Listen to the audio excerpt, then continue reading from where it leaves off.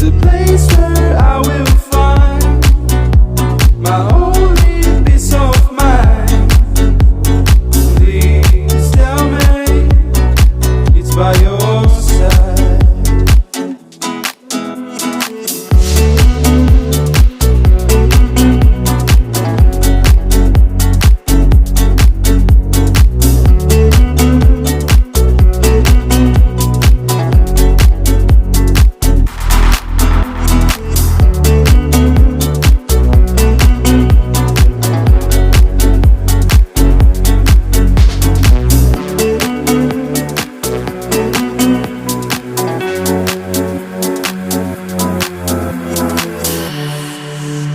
My